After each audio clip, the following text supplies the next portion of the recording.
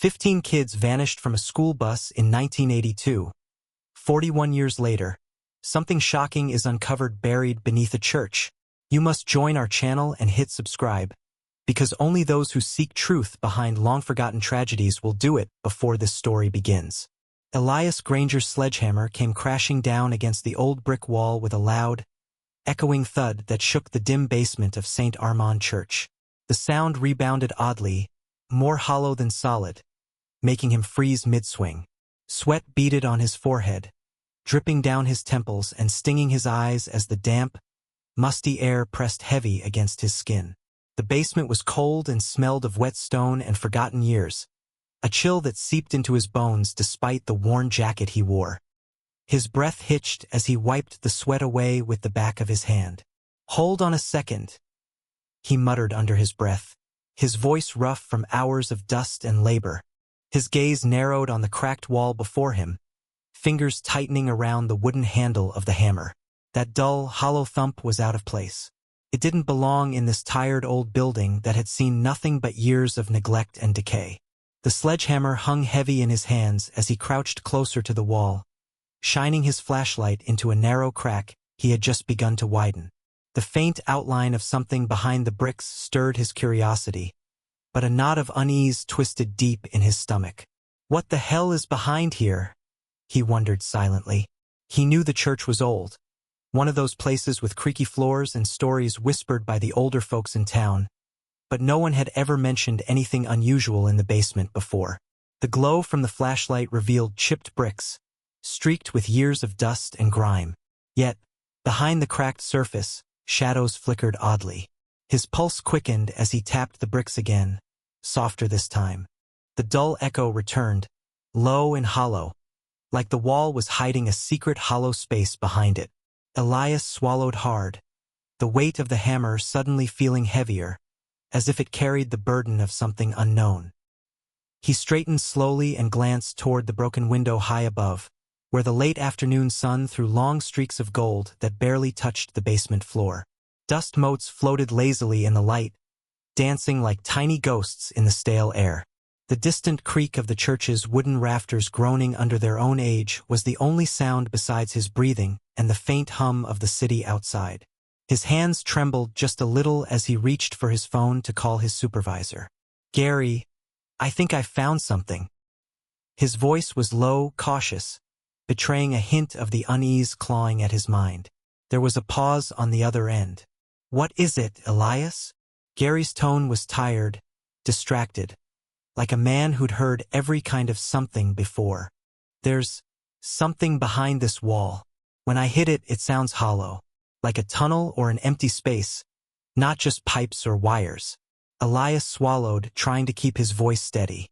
"It's not on any of the blueprints I've seen." Gary's sigh came through the speaker, heavy with impatience. "Well, bust it open. We're not paid to guess what's behind the walls. Just do the job."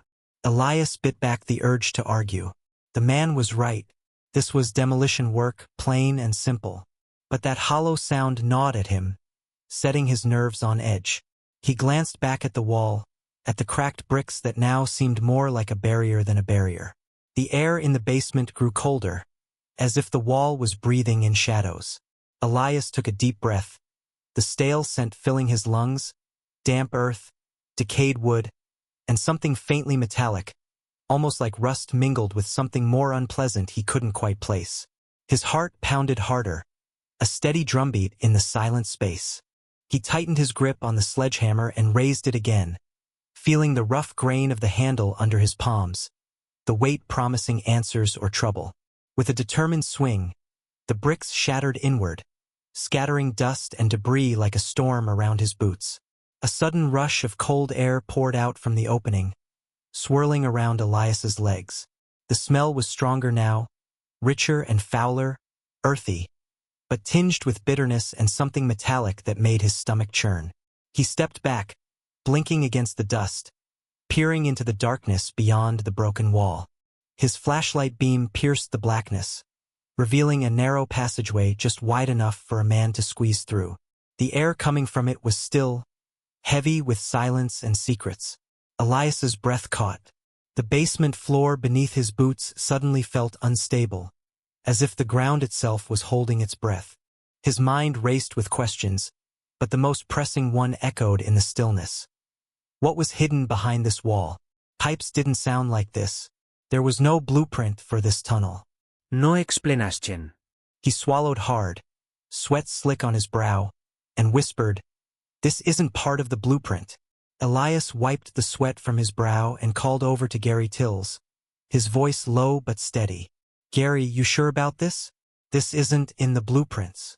The older man, leaning against a stack of broken bricks with his arms crossed, let out a tired grunt. His eyes held no surprise, just the weight of too many long days. "Bust it open. We're not getting paid to guess," he said flatly, shaking his head. "If there's something behind that wall, it's on us to find out." Elias nodded, his jaw tight with determination. He gripped the sledgehammer again, feeling the familiar rough would press into his palms. Taking a deep breath, he lifted the heavy tool above his shoulder and brought it down with all his strength.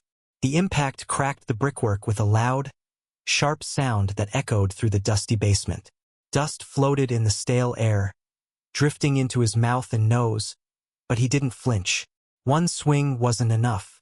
Elias struck again, the bricks beginning to crumble and loosen, the wall weakening with every hit.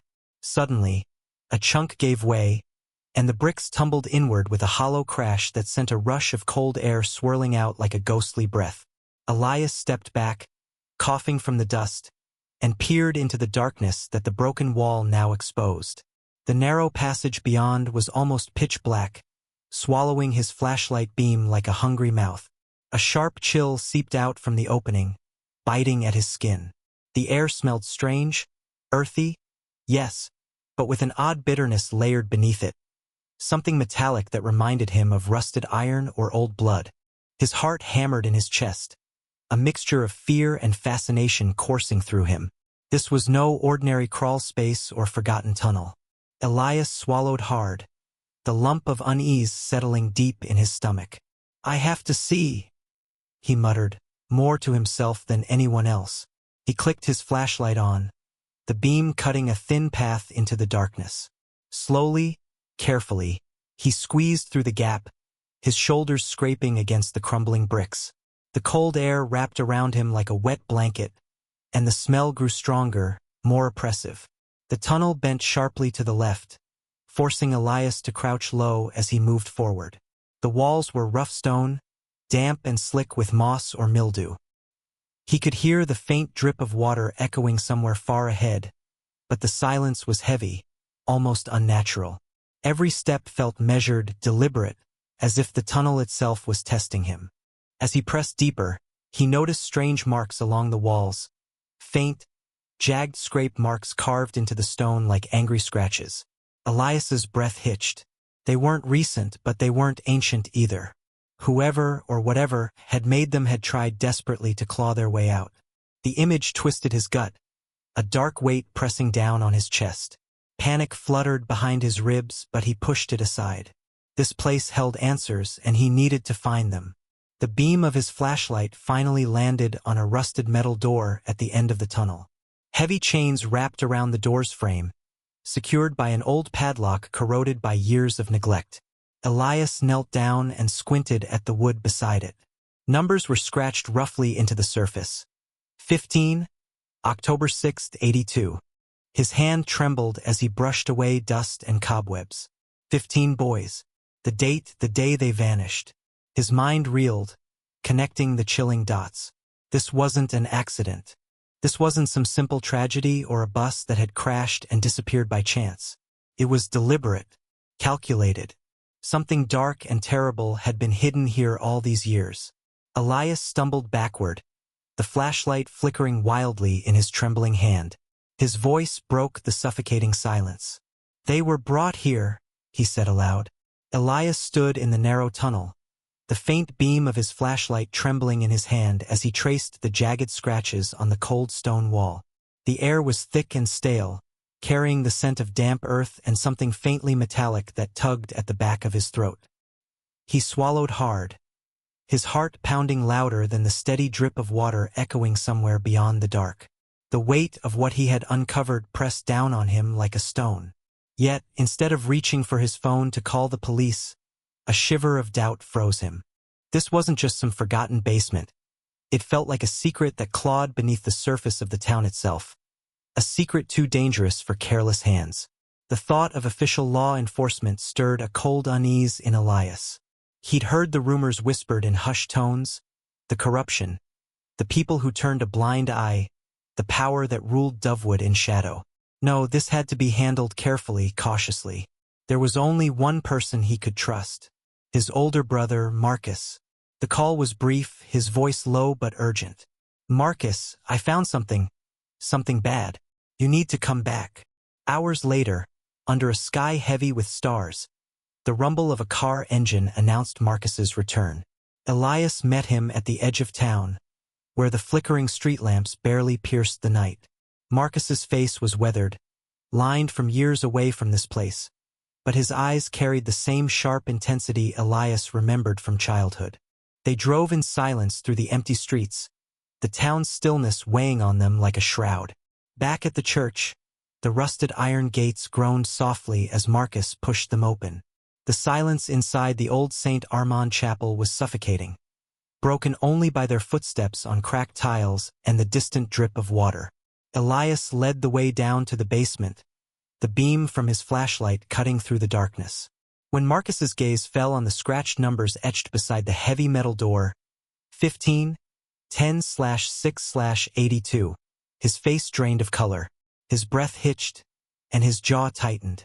"I remember these boys," Marcus said, voice barely a whisper, weighed down with memories and pain. "I was 12 that year. They were all from my grade, my neighborhood. Everyone was told the bus crashed somewhere down Route 9, but it never made sense." His eyes darkened as he recalled the stories. "My friend Jonah swore he saw the bus pull up near the chapel just before it disappeared. No crash, just gone." He looked to Elias, his hands clenched into fists. This was no accident. Elias guided him further into the tunnel, shining the light on the claw marks gouged deep into the walls. The scratches twisted upward, ragged and desperate, as if someone had fought for their freedom in this cold, dark place. Marcus's face hardened, his eyes narrowing with a dangerous clarity. "This wasn't just a place to hide them," Marcus growled quietly, the weight of it settling heavily between them. "This was a trap. Someone meant for them to be caught, kept here, and forgotten." Elias swallowed the lump in his throat, the reality settling like ice in his veins. "Should we call the police?" His voice cracked slightly, betraying his uncertainty. "Maybe it's time this all comes out." Marcus shook his head firmly, eyes flashing with urgency. No. "If the same people who ran this town back then are still in power, calling them won't save us. It'll only put us in more danger. We have to be careful. We have to figure out who's behind this before they figure out we know." The echo of those words hung heavy in the damp air. Elias looked back at the metal door, now ajar, feeling the weight of the darkness pressing in around them. In the quiet of the underground, the truth waited, dangerous, buried, and alive. If the same people are still running this town, we're already in danger. The heavy clang of the chains breaking echoed softly in the stale air, swallowed quickly by the oppressive silence beyond the metal door. Marcus's hands trembled slightly as he held the bolt cutter steady, the sharp snap ringing out just before the lock fell to the cracked stone floor. Noel crouched beside him, eyes flicking with a mix of impatience and unease. Elias stood back, flashlight poised, the beam cutting through the darkness to reveal a space neither of them had dared to imagine. The door creaked open on rusty hinges, releasing a stale breath of air thick with decay and time.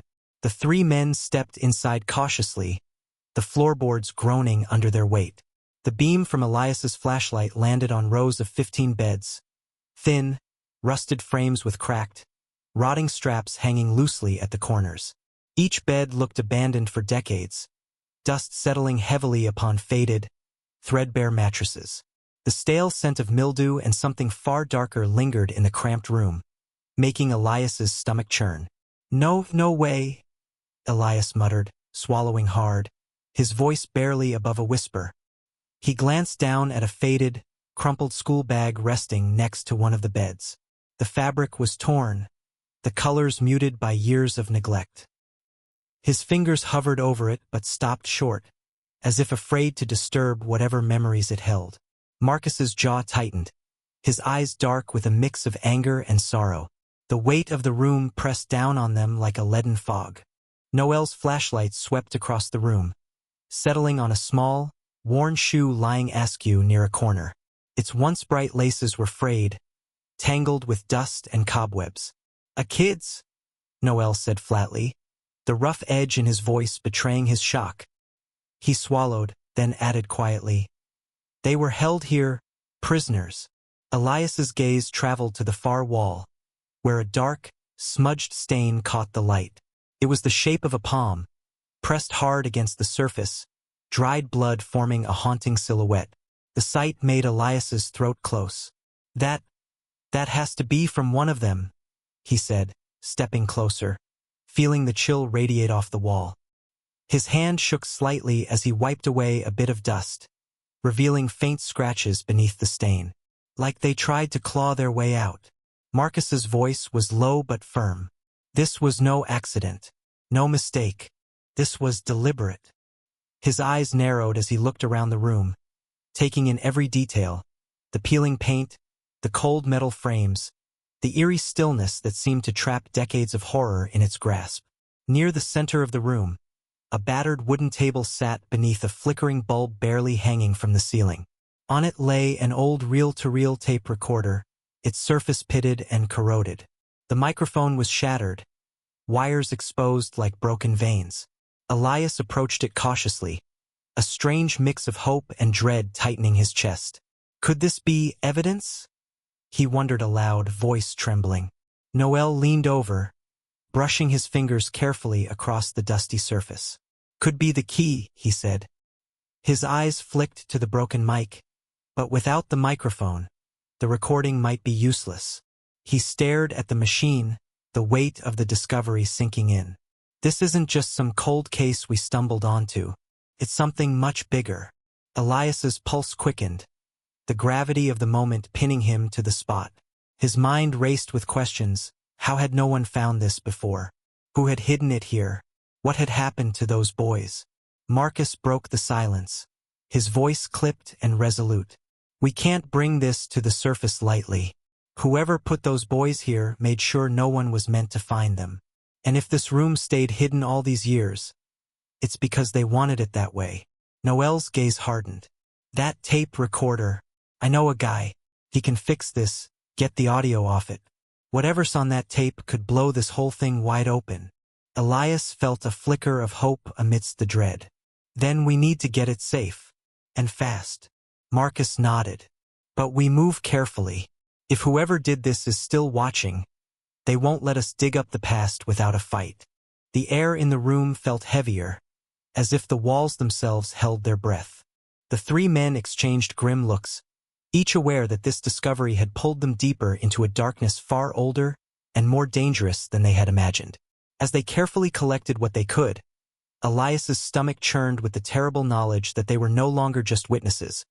They had become players in a game where the stakes were life and death. "We're not just dealing with a crime," Noel muttered, voice low and grave.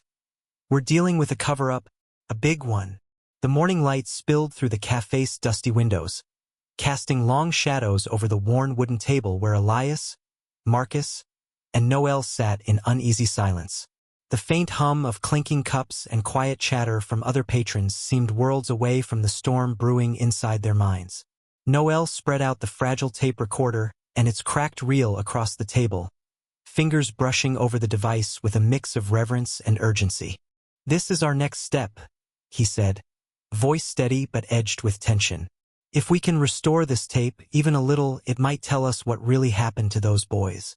Marcus leaned forward, eyes narrowing as he traced the faded letters scratched into the device's metal casing. His jaw was tight. Decades of distrust weighed heavily on him. "The police department won't help us," Too many old ties, too much silence. But I still have some contacts who owe me favors. We dig quietly, quietly. No big announcements. His voice dropped to a near whisper, his gaze flicking nervously toward the cafe's entrance as if expecting someone to overhear. If the Crane family's still pulling strings, any loud move could get us killed. The words hung heavy in the air, a chilling reminder that the past was not dead. It was watching. Elias sat back, fingers tapping rhythmically against the chipped paint of his coffee cup. His heart raced with a mix of dread and determination. Every creak of the cafe door, every muffled footstep felt like a countdown. Are they watching? Are we already too late? He clenched his jaw, pushing the fear aside. He had to be strong, not just for himself, but for the 15 boys whose faces haunted his thoughts. They deserve someone who won't give up. Noel carefully plugged the reel into an old player he'd borrowed, the machine whirring and clicking with stubborn life. Static crackled through the speakers, and the three men leaned closer, breath held in suspense. The cafe's background noise seemed to fade away, replaced by the faint, distorted voice of a child breaking through the hiss. Help! Trapped! They're coming! The words were barely audible, swallowed by static, but the desperation in the voice sent a chill down their spines.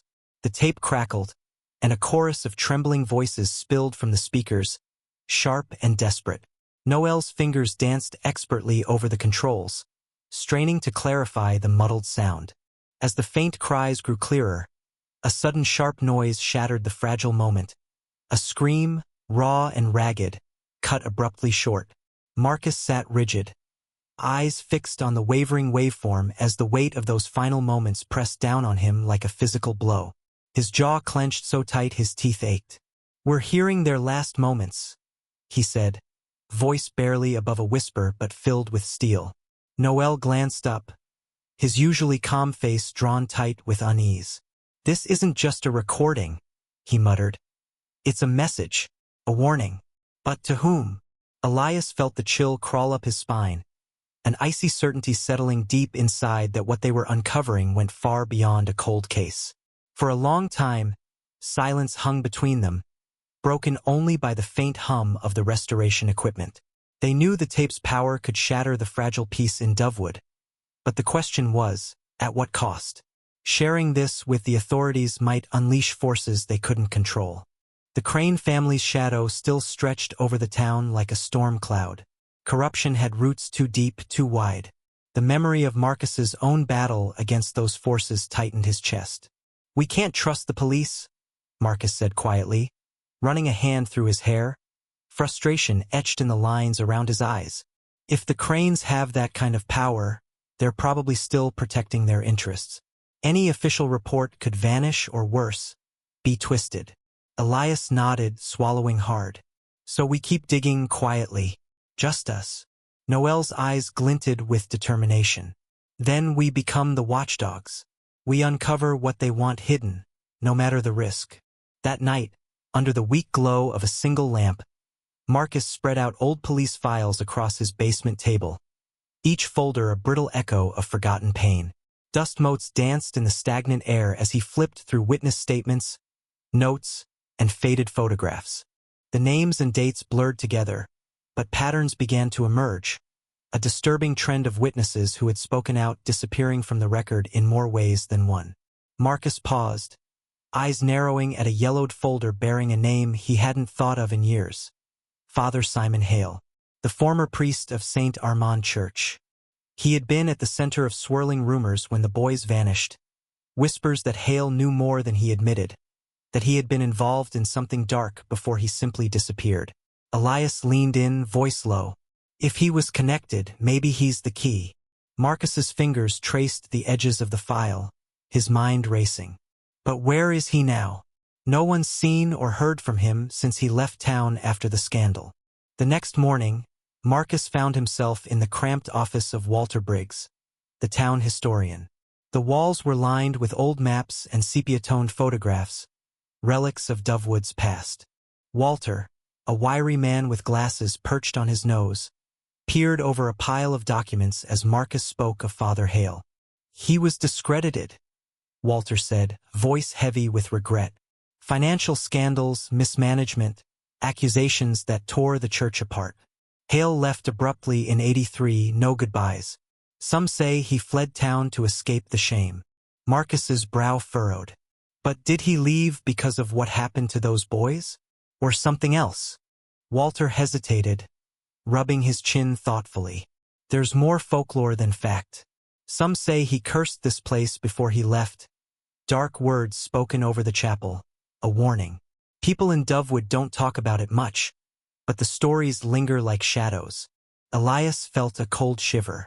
The weight of those whispered curses pressed down on him, mingling with the fear and anger that had fueled their search. A curse? Elias repeated, almost to himself. Like the town itself is haunted. Marcus's eyes darkened. Or maybe it's the truth wrapped in superstition. Whatever it was real enough to drive a man away. They left Walter's office with more questions than answers, the town's quiet streets suddenly seeming heavier, as if watching them. The past wasn't done with Dovewood, and neither were the secrets buried beneath its surface. The weight of the curse felt more real than ever. The narrow beam of Elias's flashlight cut through the thick darkness as he moved cautiously along the uneven stone floor. His breath came in shallow bursts, mingling with the damp, musty air that clung heavily to his skin. Marcus followed close behind, his footsteps muffled by the scattered debris. Both men were silent, their senses stretched taut, every creak or drip echoing like a warning in the suffocating quiet. The metal door behind them had long been sealed shut, but here, deeper into the earth, the tunnel split into shadowy chambers whose walls seemed to hold secrets older than the town itself. Elias's hand trembled slightly as he raised the flashlight to the wall. There, etched into the rough stone, were strange symbols, twisted and chilling, crosses that bent unnaturally, serpents coiling in silent menace, and words carved in jagged Latin, peccatum et sacrificium, sin and sacrifice. His pulse quickened as he traced the worn engravings with his eyes. This isn't just a prison, he whispered, voice barely more than a breath. It's some kind of ritual site. The air seemed colder here, thick with the weight of forgotten horrors. Marcus knelt down by a shallow pit dug into the earth, his fingers brushing over fragments of torn fabric and brittle bones half buried in dust. His jaw tightened, a shadow of pain crossing his face. These boys, they didn't last long down here, he muttered. Elias swallowed hard, fighting back the rising tide of despair. The truth gnawed at him. The tunnel was more than a prison. It was a tomb. The flicker of their flashlights revealed more unsettling details. Smears of dark stains streaked across the walls, brittle remnants of old ropes and rusted shackles, and faint scratches as if desperate hands had clawed for freedom but found none. Every discovery deepened the horror that had once been whispered in the town's darkest corners. As they moved forward, Elias's mind raced with questions and fears. What twisted faith had justified this? Who had orchestrated such evil with cold precision? The cold stone walls seemed to close in, suffocating and relentless. He felt the weight of history pressing down, a burden not just of past sins, but of the threat looming over them now. Marcus's voice cut through the silence, steady but laced with unease. If the cranes get wind of us, they'll stop at nothing. Elias looked up, meeting his brother's gaze, and saw the fierce determination shadowed by dread. They both understood what that meant. This was no ordinary investigation. It was a battle against a powerful force willing to silence anyone who dared uncover the truth. Suddenly, Elias's phone vibrated sharply against his leg, breaking the oppressive stillness. He pulled it out, eyes scanning the screen. It was a message from Noel. Elias's breath caught as he read the words. Father Hale was alive. Not only that, he was living under a new identity, hidden miles away in a remote town. The man who might hold the key to unraveling this nightmare was still out there. But so was the danger. Marcus's expression hardened, a fire igniting behind his eyes. We have to find him, he said, voice low but fierce, clenching his fists. He holds the truth. If that moment sent chills down your spine, don't stay silent. Subscribe and become a member, because uncovering hidden secrets takes courage and heart. The worn wooden door rattled under a harsh knock. Marcus's knuckles throbbed from the force, but he didn't relent.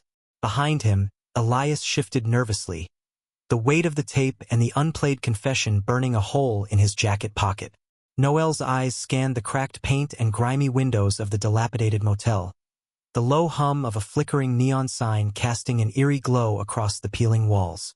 This place reeked of forgotten secrets and dust-laden regrets. The door creaked open, revealing a frail man, his back bent under the burden of age and guilt.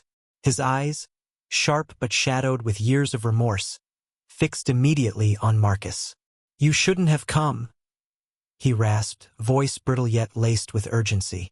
His hand trembled slightly as he reached to close the door behind them, but the trio slipped inside before he could. The room was cramped, suffocated by stacks of yellowed books and faded photographs pinned unevenly to the cracked walls.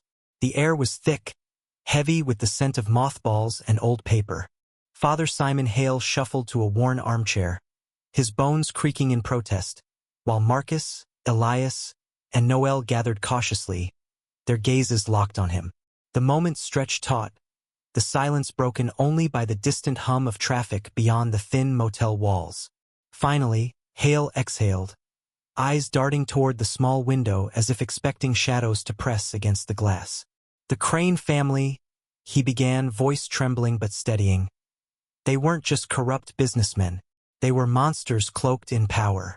When the boys disappeared, it wasn't some accident. It was a calculated move to bury their sins." His gaze fell to the dusty floor.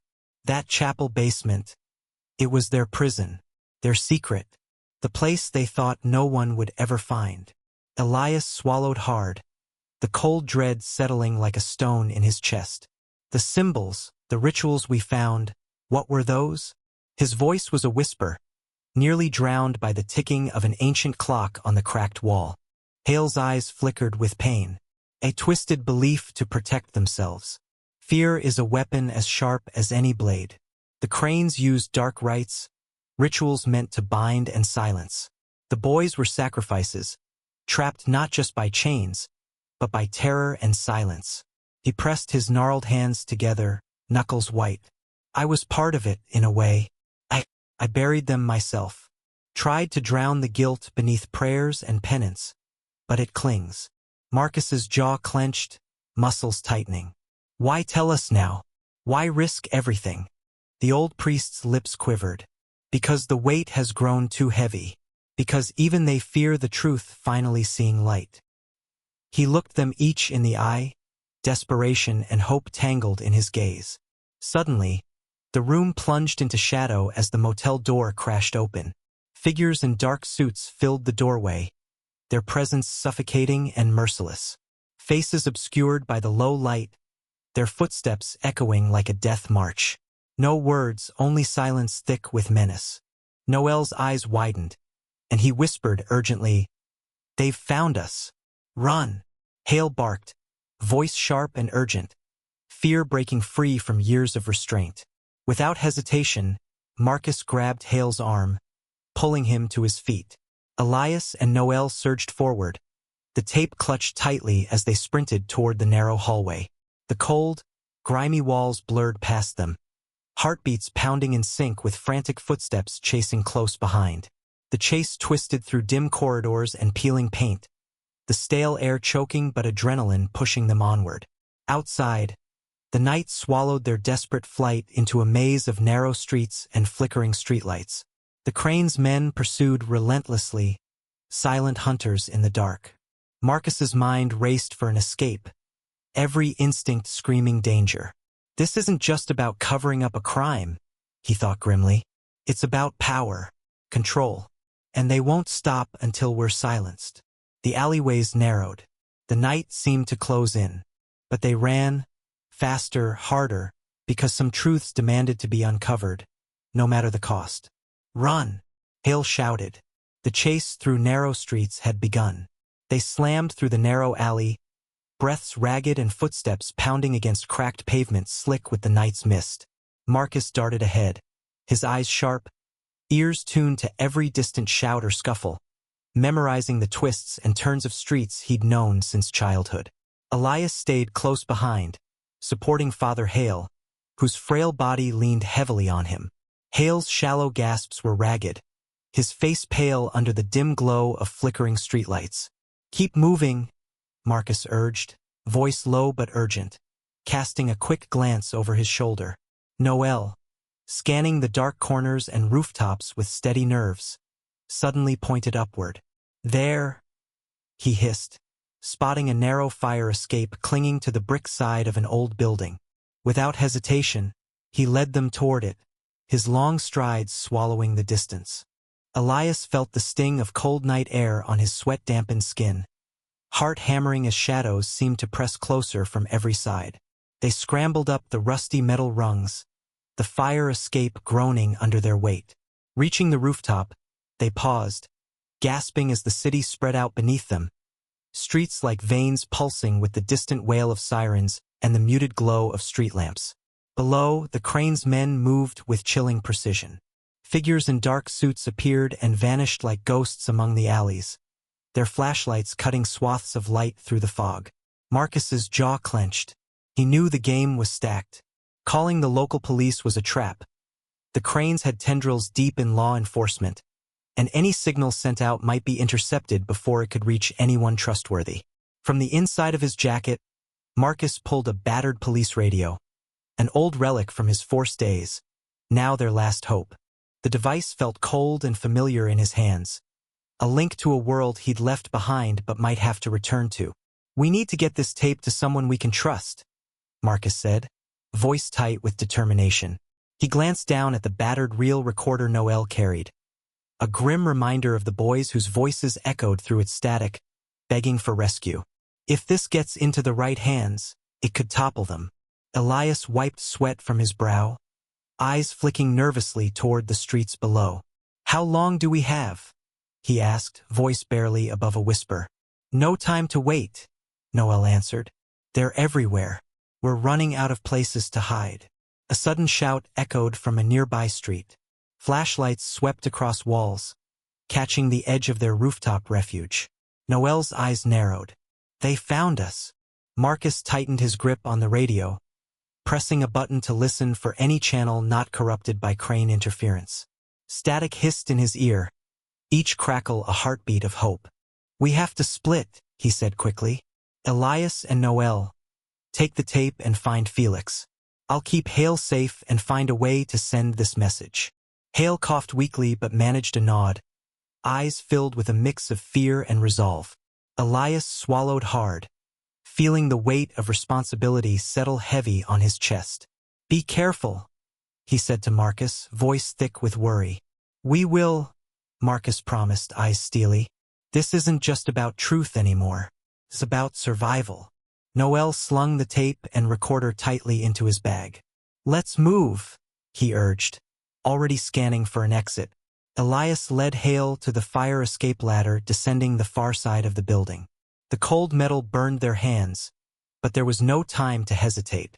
Below, the sounds of pursuit grew louder, footsteps pounding.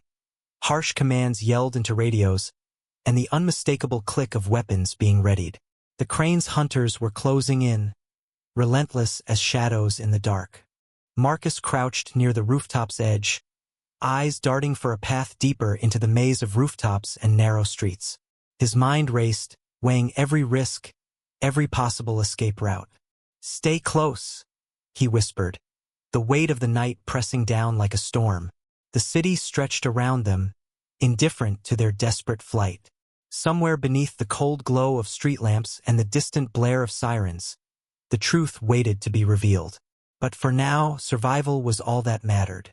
"We're not just fighting for truth," Marcus hissed. "We're fighting for our lives." The tunnel air was thick and suffocating, filled with the damp chill of underground stone and the faint metallic tang of rusted rails.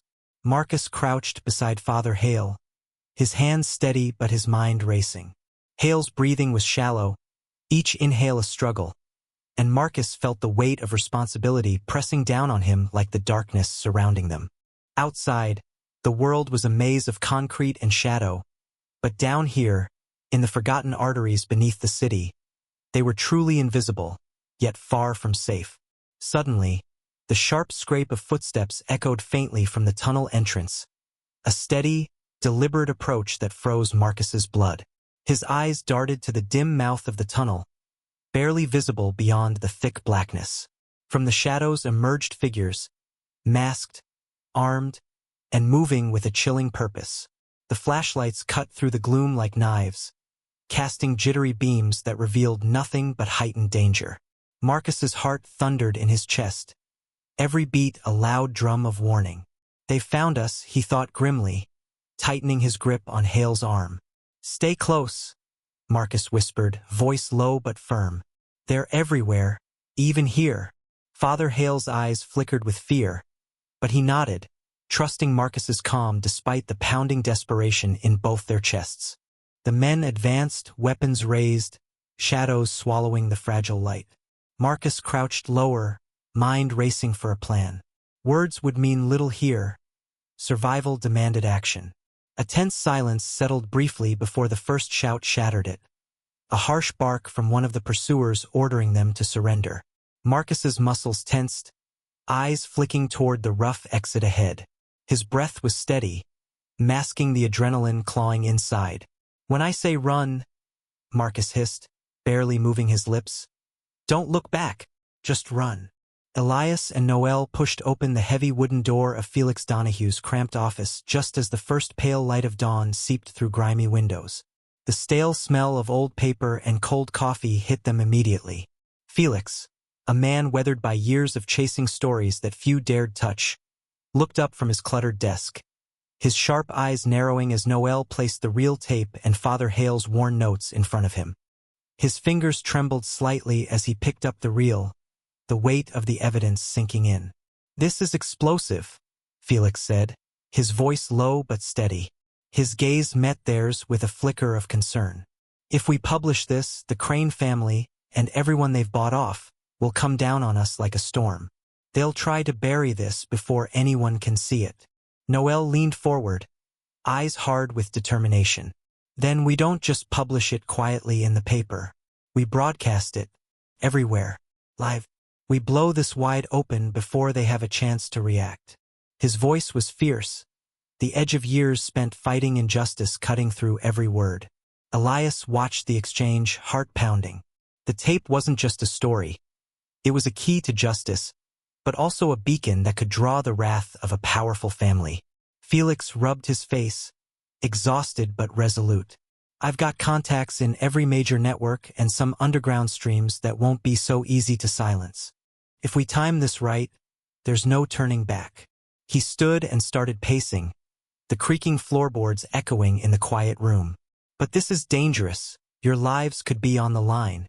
Elias swallowed, the weight of the risk pressing down like a storm cloud. "We don't have a choice. These boys deserve the truth. We owe them that much." Noel nodded solemnly.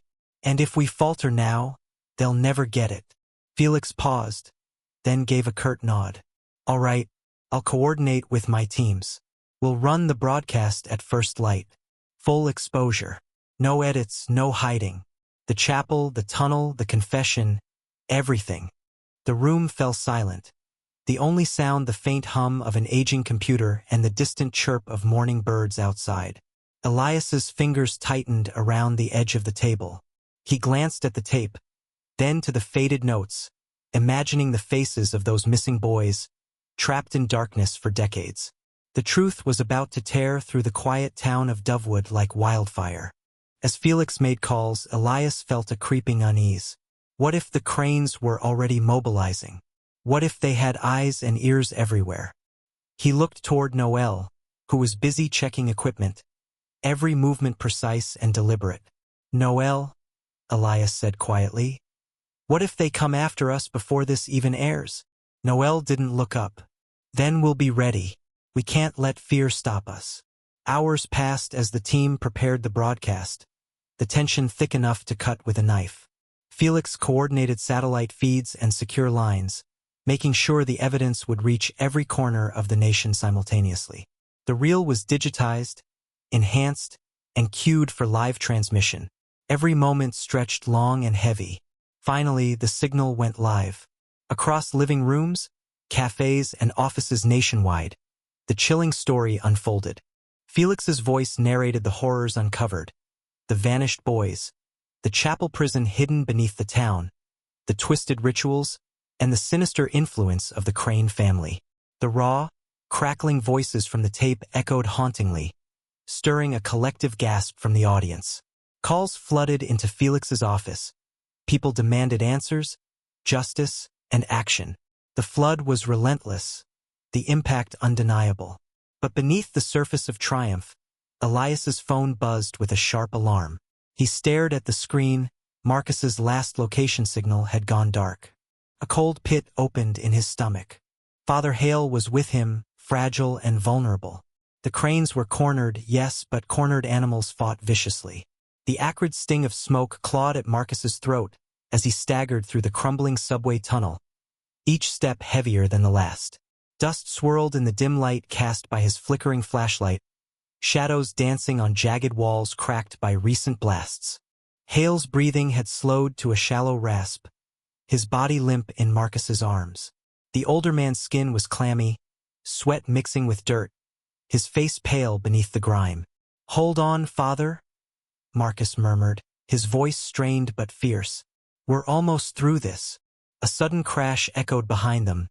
The Crane's men were closing in, their footsteps sharp, relentless. Marcus's heart hammered against his ribs, a steady drum of fear and determination. Every instinct screamed to keep moving, to never look back. But he dared a glance over his shoulder. Masked figures emerged from the smoke, weapons raised, eyes cold and merciless.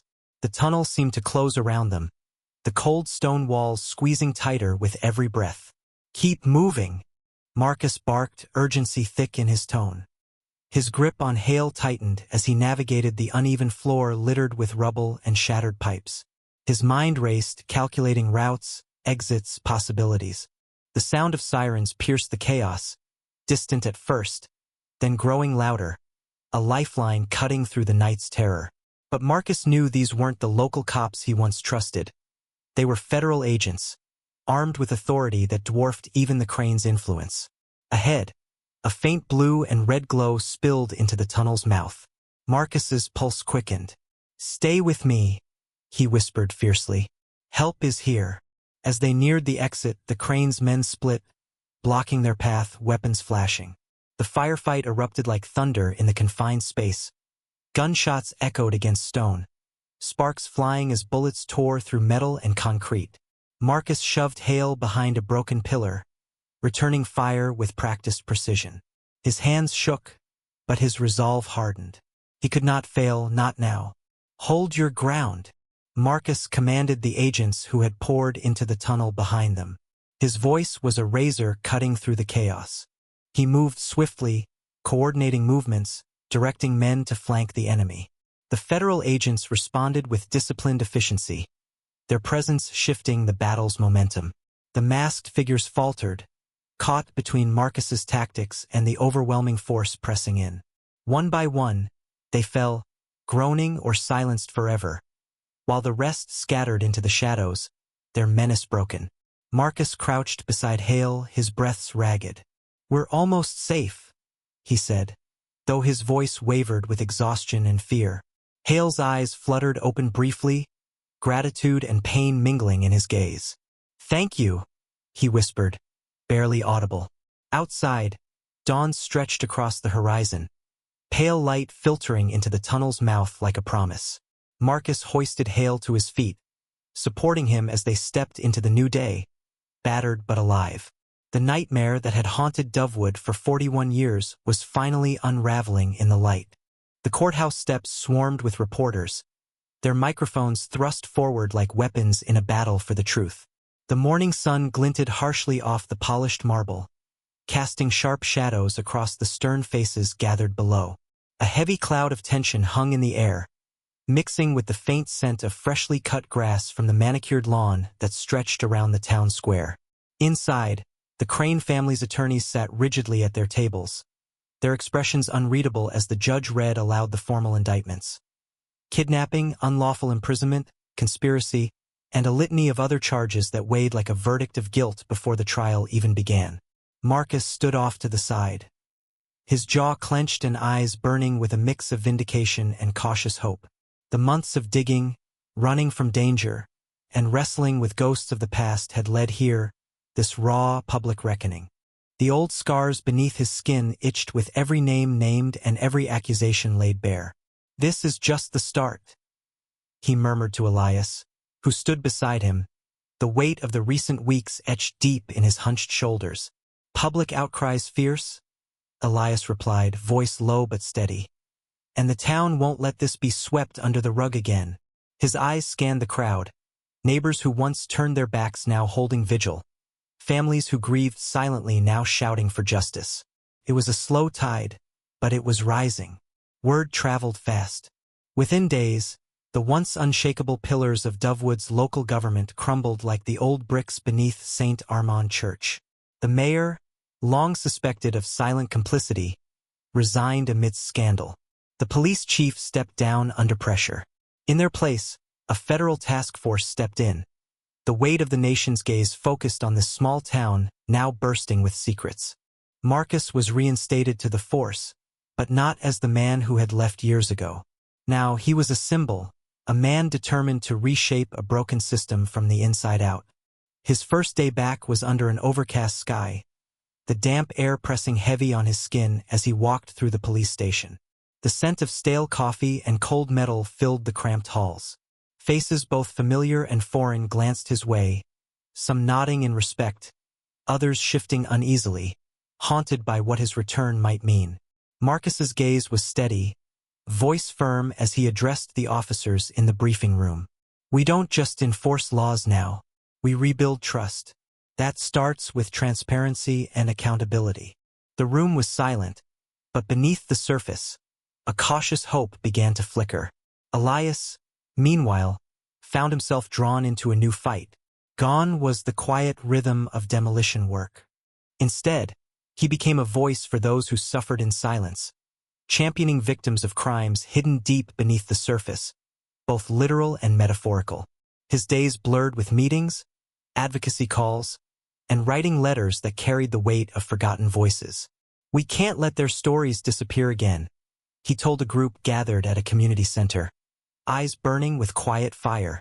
"They deserve to be heard, to be remembered." Far from the public eye, Father Simon Hale settled into a small, sunlit room where dusty books lined the walls and sunlight filtered through lace curtains. The years had worn him thin, lines carved deep into his face, a tremor in his hands, but his eyes still held a haunted sorrow. Granted immunity for his testimony, he dedicated himself to healing, both his own and that of a town still struggling to breathe free. Each morning, he lit a candle in memory of the boys whose lives he had failed to protect, whispering prayers that mingled with the dusty air. "Forgive me," he murmured one afternoon, voice breaking, "for the silence I kept." The town's healing was slow and uneven. Old wounds resurfaced alongside new scars.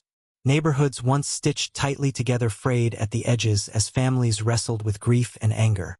But amid the pain, something fragile and precious took root: remembrance. In the town square, a modest memorial stood, 15 small stones arranged in a circle, each inscribed with a boy's name. Fresh flowers lay at their bases, mingling with the faint scent of rain from a recent shower. Children played nearby, their laughter a tentative thread weaving hope through the heavy air. Elias often found himself there, standing quietly at the edge of the circle, eyes tracing the names carved in stone.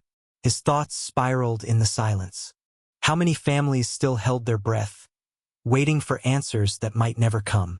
How many lives were broken beyond repair? The truth had shattered illusions, but healing demanded more than justice in a courtroom. One evening, as the sun dipped low and painted the sky in bruised purples and golds, Elias whispered into the cooling breeze, "How many more secrets lie buried?" His voice thick with both sorrow and resolve.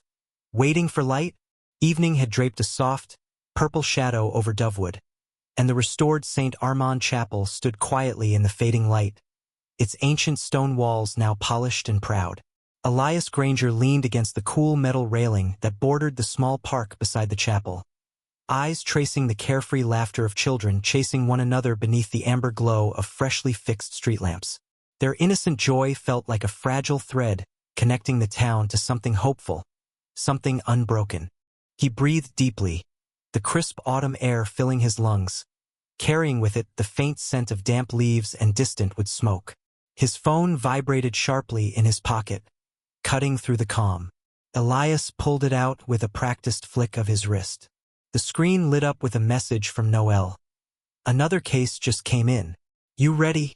The words held no hesitation, only the weight of expectation that came with chasing shadows and uncovering long-buried truths. Elias's lips curled into a small, weary smile, a mix of exhaustion and resolve settling over his face. He tucked the phone back into his jacket pocket and looked up. The dark velvet sky speckled with stars stretched wide above the chapel's spires. The peace surrounding him was fragile, as if the night itself was holding its breath. Yet beneath the calm, a pulse of tension lingered, a reminder that darkness never fully disappeared. It only retreated, waiting for a moment to creep back. Elias's thoughts drifted to the missing boys, their faces etched into his memory like ghosts that refused to fade. Months ago, the silence that had cloaked Dovewood finally shattered, exposing the town's wounds to the light. The chapel, once a symbol of shadowed secrets, had been reborn as a museum, a place of remembrance and quiet healing. But healing wasn't a straight path. It was jagged, uneven, marked by the scars left behind. His gaze softened as he watched an older man push a little boy on the swings. The boy's laughter was bright and clear, but Elias could not forget the silence that had once filled this very space. A knot twisted in his stomach, a mixture of relief and lingering sorrow. Justice had been served, yes, but the cost had been immeasurable. Families torn apart, trust broken, and a town forever changed. Suddenly, the soft murmur of footsteps behind him broke his reverie. Marcus appeared, hands shoved deep into his coat pockets, his tall frame casting a long shadow in the lamplight. His eyes, sharp and steady, met Elias's with a look that said so much without words. The weight of the past months clung to both of them, but beneath it was a shared determination that had only grown stronger. You thinking what I'm thinking? Marcus asked quietly, voice rough but steady. Elias nodded. The fight isn't over. Not by a long shot. Marcus's jaw tightened. People will always try to bury the truth, but we can't let them. Not this time. They stood in silence for a moment, watching the children, the living proof that hope still existed despite the darkness they'd uncovered. Elias's fingers twitched at his side, restless but resolute. Noel's right, he said at last, voice low. There's always another story waiting to be told, another secret to unearth. A breeze swept through the park, rustling the fallen leaves, whispering like a quiet warning. Elias wrapped his coat tighter around him and met Marcus's gaze. We're ready, he said. We have to be. As the stars twinkled overhead, the chapel's silhouette stood as a silent guardian over the town, a reminder of battles fought and those yet to come. Elias's mind sharpened with the clarity of purpose that had carried him through every dark hour. The past had shaped him, but it would not define him. He took one last look at the children, their faces full of life and promise, and then turned toward the chapel's heavy oak doors, now open wide like a gateway between the past and the future. The weight of what had been uncovered still pressed on him, but so did the fire burning inside, a fire for justice, for truth, and for those who could no longer speak for themselves. His phone buzzed again, quiet but insistent. Elias pulled it from his pocket and read the message once more. Then, with a steady breath, he whispered into the night. For the boys. For all of us. The past was buried, but truth always finds a way. If you stand for answers, justice, and hope, hit subscribe and join the channel. Together we rise. Disclaimer. The story you just watched is fictional, created to explore themes of mystery, loss, and the search for truth.